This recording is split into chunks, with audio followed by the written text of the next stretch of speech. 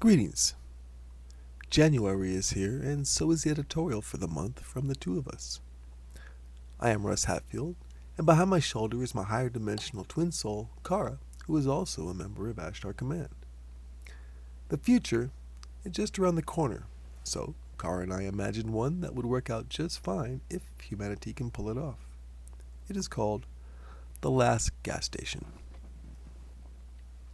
For a full transcript of this latest editorial, please go to our main homepage at HadesBasedNews.com. We invite you to subscribe to be kept informed of future postings on our YouTube channel from the members of Ashtar Command. And now, we present The Last Gas Station. As the couple pulled in, they saw that they were the only people visiting the museum at that time. They'd come all the way from Fresno to see this last vestige of the combustion engine. The museum even had pumps that worked for those who still kept their antique cars in working condition. You could buy things like fan belts and spark plugs online, but gas couldn't be shipped. Not many bothered, as it brought with it the stigma of being one of the last holdouts.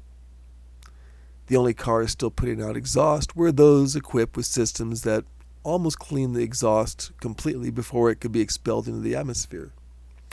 It was just one of the extreme solutions enacted in the wake of mankind no longer being able to hold back the floods, droughts, and hurricanes taking away the livable land. Fusion is the fuel of the future, as the electrical vehicle market was the only way left to get personal transportation. That's because in 2051, the effects of climate change could no longer be ignored, and anything causing it wasn't socially acceptable. Now, everyone did their part to reduce the damage in the hopes it would heal the planet.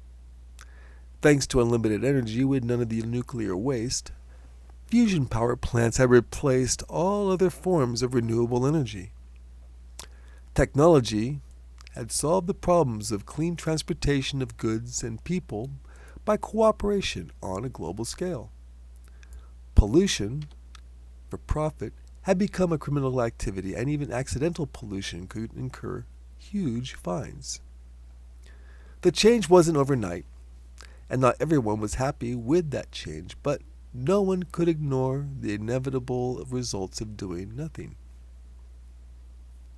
All of this was part of a plan of Ashtar Command's that had been going on since the colonization of Atlantis.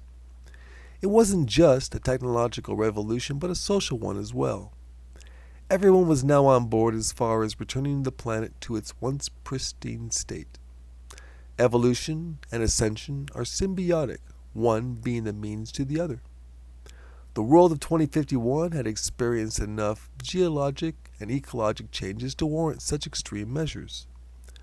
Coastlines had been redrawn, and weather seemed to threaten anyone and everyone. The couple wandered the aisles of the museum, looking at car parts along with the descriptions that lined the walls. A 1956 Chevy sits on one side of the room as just one example of the many antiques waiting in the display building in the back. On the other side of the room is a 2041 Chev Fordic coaster, the last of Detroit's gas guzzlers. Who would have thought such a transition was possible in only 30 years? Hardly anyone at present, because such changes would be unimaginable without the climate-driven feedback loops that threaten humanity's very survival. Should those begin to happen, the above will be a very viable solution that may be the most logical way we survive as a race. Who knows? 80 years from now might see museums popping up containing the last pieces of roadway still in existence. In love, light, and wisdom as one, Russ and Kara.